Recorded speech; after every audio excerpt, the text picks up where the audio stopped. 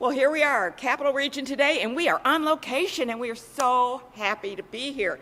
They are loading in this great dinosaur exhibit. I'm Ann Perillo, and you've seen me on Capital Region today. But today we're in Saratoga, here at the Universal Preservation Hall. Amazing building, an amazing exhibit going up. But right now I have Joey Lambert with us. Hey, Joey, hi. Hey, how are you? And you are, where are you from? I'm from Atlanta, Georgia. Atlanta, Georgia. Yes. You're all the way up here and to the north, and you're getting an exhibit together. That's right. Yeah. How many exhibits like this have you put up? I've been doing exhibits for 15 years, and this one I can actually say is one of a kind. I've never put anything else up like this. I've done a lot of different. As big, you mean? Just the style of dinosaurs. There's a lot of animatronic dinosaurs and that kind of things around, but with the steel structures and being able to play with them, I've never done anything like it. And you were sitting there playing with them the whole time, right? I usually do. I usually walk around and just kind of wiggle them around. It's nice to test them and make sure everything's working. So the idea that we have animatronics, explain to the audience, what is that? Well, animatronics would be more like on motors and that kind of thing. They are electric Ears animatronics. And yes. all that good stuff. Well, with this exhibit, you go through the first couple dinosaurs are kind of static, and it shows the progress that the artist that built these sculptures started with, as far as like he had static ones that didn't really move as much, and the movements kind of progress as you go through the different galleries. Oh, so there's a number. This isn't the only one, obviously. No. How many are in there? I want to say 13, but don't quote me on that. Well, that might be a lucky number. Who knows? That's right. Yeah. So 13 of them, and they range in different sizes. But I saw one that was absolutely amazing. And, well, they all are. But the pterodactyl, with feathers and everything? Or was it a pterodactyl? No, that's the American crow and a whooping crane that we have downstairs. And that was his last studio. That was when he got the most movements out of the sculptures he was building. Oh, so those are not part of the dinosaur, but they are part of the exhibit, but they aren't dinosaurs. Yes, they were his final. Wow, I thought I was really off base when I looked at those with feathers. I said, well, I think the dinosaurs did have feathers, right? Well, I think there's a theory that they are distant cousins of the birds, actually. Right. I'm not 100%. I'm not an expert as far as the paleontology of them. You never know. You might be by the end of this. That's right. But tell me, so what is your role in this? Are you just an overseer, or are you...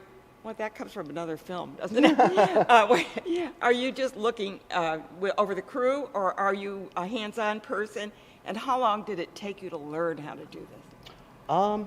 I've been building this show for about 5 years, and I probably still don't know every piece of the show because there's so many different moving parts and pieces. I have a gentleman that helps me with the show. He's another lead. I'm the production manager for the show. Okay. So I make sure everything gets in the building and everything's up and running, and decide how many crew guys it's going to take to get it in and that kind of thing.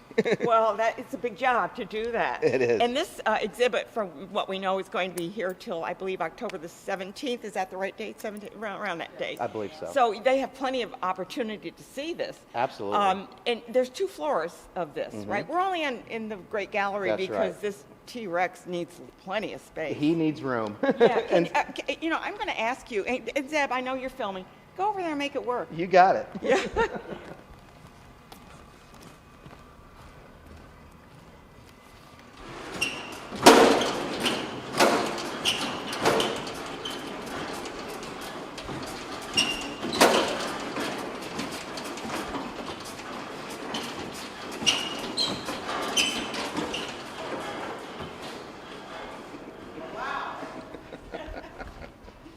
I hate to tell you, but I think that T-Rex has a serious overbite.